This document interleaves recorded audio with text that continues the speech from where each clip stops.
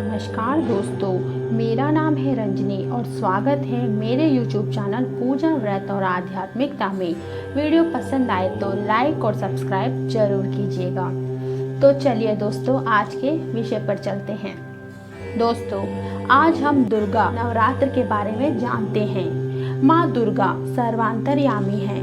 नवरात्रि का हिंदू धर्म में विशेष महत्व है।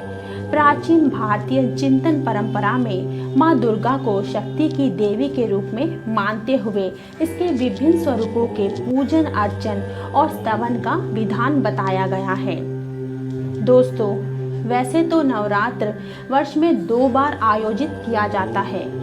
पहले नव संवत्सर के प्रारंभ में जब चैत्र प्रतिपदा का आरंभ होता है, तब चैत्र नवरात्र का आयोजन होता है और पूरे 9 दिनों तक माँ दुर्गा के नव स्वरूपों के पूजन के बाद रामनवमी के रूप में चैत्र नवरात्र संपन्न हो जाते हैं। इसी तरह वर्ष में दूसरी बार अश्विन के शुक्ल पक्ष में शारदीय नवरात्र मनाया जाता है। इस नवरात्र में भी माँ दुर्गा के नव स्वरूपों का विशेष पूजन और अर्चन किया जाता है और 9 दिनों के बाद विजयदशमी से एक दिन पूर्व शारदीय नवरात्र संपन्न हो जाते हैं। लेकिन वास्तव में साल में 4 बार नवरात्रि मनाई जाती है। 2 गुप्त नवरात्रि और 2 नवरात्रि जो मुख्य रूप से मनाए जाते हैं। इसमें चैत्र और शारदीय मुख्य रूप से शामिल है। शारदीय नवरात्रि अश्विन मास के शुक्ल पक्ष की प्रतिपदा तिथि से शुरू होती है। 9 दिवसीय शारदीय नवरात्रि को लोग बहुत श्रद्धा से मनाते हैं। दोनों ही नवरात्र में माँ दुर्गा के शैलपुत्री, ब्रह्मचारिणी, चंद्रघंटा, कूष्मांडा, स्कंद माता, कात्यायनी, कालरात्रि, महागौरी, सिद्धिदात्री रूपों का पूजन अर्चन किया जाता है। नवरात्रि पर्व 9 दिनों तक मनाया जाता है। इस पर्व का पहला दिन पूजा पाठ की दृष्टि से काफी अहम होता है। कलश स्थापना के बाद नवरात्रि का व्रत करने वाले सभी व्रतियों को माँ दुर्गा का नियम पूर्वक पूजा पाठ करना होता है। पौराणिक मान्यता के अनुसार माँ जगदम्बा के असुरों का संहार करने के लिए रुद्र रूप लिया था।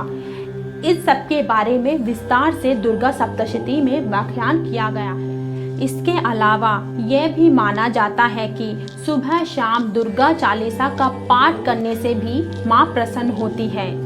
दोस्तों, माँ दुर्गा का प्रथम स्वरूप शैलपुत्री है। नवरात्रि के प्रथम दिन माँ शैलपुत्री की पूजा की जाती है। इस दिन घट स्थापना के बाद माँ दुर्गा के प्रथम स्वरूप शैलपुत्री का पूजन अर्चन और स्तवन किया जाता है। शैल का अर्थ है हिमालय और पर्वत हिमालय के यहाँ जन्म लेने के कारण इन्हें शैलपुत्री कहा जाता है। पार्वती के रूप में इन्हें भगवान शंकर की पत्नी के रूप में भी जाना जाता है। वृषभ इनका वाहन होने के कारण इन्हें वृषभारूढ़ा के नाम से भी जाना जाता है। इनके दाएं हाथ में त्रिशूल है और बाएं हाथ में इन्होंने कमल धारण किया हुआ है। जगदम्बा शैलपुत्री स्वरूप में पर्वतराज हिमालय के घर पत्री के रूप में अवतारित हुई थी। इसी कारण इन्हें शैलपुत्री कहा जाता है। शैलपुत्री माता जी वृषभ पर सवार रहती है। माता के दाहिनी हाथ में शूल और बाएं हाथ में कमल का पुष्प शोभायमान होता है। पूर्व जन्म में प्रजापति दक्ष के घर में इन्होंने कन्या के रूप में जन्म लिया, जहां यह सती के नाम से जानी जाती थी और भगवान शंकर की अर्धांगिनी बनी। एक बार की बात है, प्रजापति दक्ष ने एक बहुत बड़े यज्ञ का आयोजन किया। प्रजापति ने सबको आमंत्रित किया, परंतु अपने दामाद भगवान शंकर को नहीं आमंत्रण किया। जब सती को यह पता चला कि उनके पिता एक विशाल एवं पुनीत यज्ञ का अनुष्ठान कर रहे हैं, तो मायके जाने के लिए उनका मन व्याकुल हो उठा। अपनी इस आशंका से उन्होंने शंकर जी का परिचित कराया। सारी बातें सुनने के बाद भगवान शंकर ने कहा, प्रजापति किसी कारणवश हमसे रुष्ट हैं। हमने इस पुनीत एवं अनुपम यज्ञ अनुष्ठान में उन्होंने सभी देवताओं को आमंत्रित किया। उनके यज्ञ भाग भी उन्हें समर्पित किए हैं, परंतु हमें नहीं बुलाया गया। ऐसे अनजाने में नहीं, बल्कि जानबूझकर हुआ। हमारे पास एक सूचना तक ना पहुंची। ऐसी स्थिति में तुम्हारा वहां जाना किसी भी प्रकार श्रेयस्कर नहीं होगा। शंकर जी के इस उपदेश से सती को प्रबोध नहीं हुआ। पिता द्वारा आयोजित इस यज्ञ को जाकर देखने अपनी माताओं, बहनों तथा प्रियजनों से उनकी मिलने की उत्सुकता इतनी तीव्र हो गई कि उस पर अंकुश लगाना कठिन हो गया।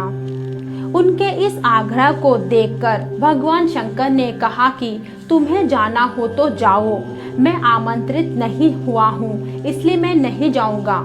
परंतु पिता के पास सती को अपनी गलती का एहसास हुआ, क्योंकि किसी ने उनका सम्मान नहीं किया और तो किसी ने उनसे प्रेम के दो बोल भी नहीं बोले। उनको देखकर सभी लोग मुंह फेर लेते। यदि किसी ने स्नेह किया तो सिर्फ उनकी माता ने। उनको देखते ही उनकी माताजी ने स्नेह से उनको गले लगा लिया। बहनों की बातों में व्यंग्य और उपहास के भाव ही भरे थे। इनके सिवा कहीं भी अपनत्व की भावना नहीं दिख रही थी। बहनों तथा परिजनों द्वारा किए जा रहे इस दुर्व्यवहार से उनका मन ग्लानि से भर उठा। इतना ही नहीं, उन्होंने यह भी देखा कि संपूर्ण वातावरण को देखकर सती का हृदय क्षोभ, ग्लानि और क्रोध से भर उठा। तब उन्हें इस बात का एहसास हुआ कि भगवान शंकर मुझे यहाँ आने से रोक रहे थे तो उचित कर रहे थे। यहाँ आकर मैंने बहुत बड़ी गलती की है। मायके के प्यार का एहसास मेरी बहुत बड़ी भूल थी। अपने पति भगवान शंकर के इस अपमान को वह सहन ना सकी और हवन कुंडन में कूदकर उन्होंने अपना सती का रूप जलाकर भस्म कर दिया।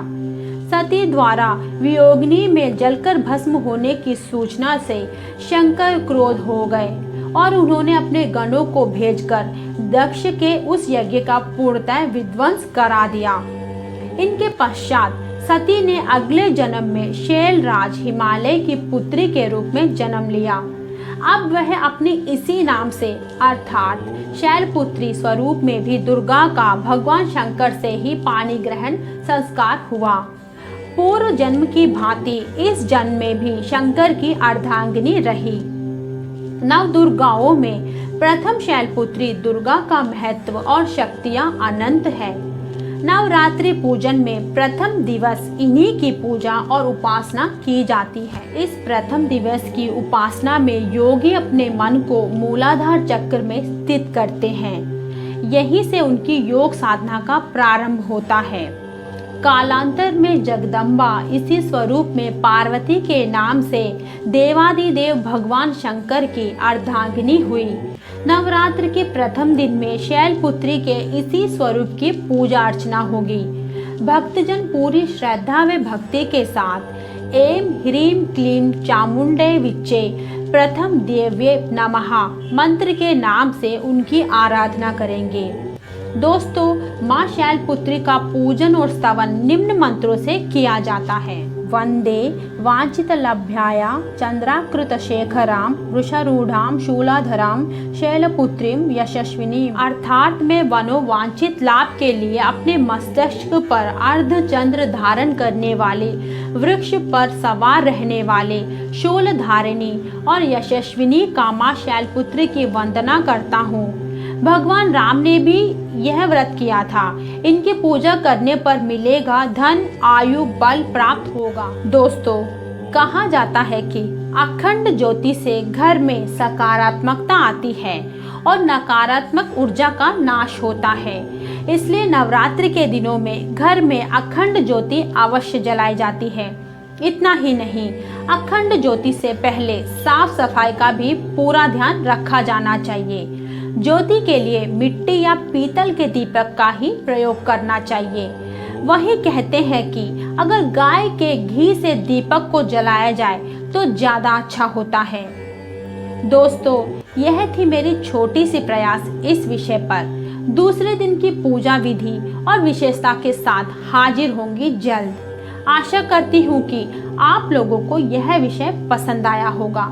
अच्छा लगे तो लाइक और सब्सक्राइब कीजिएगा जरूर। धन्यवाद और नमस्कार।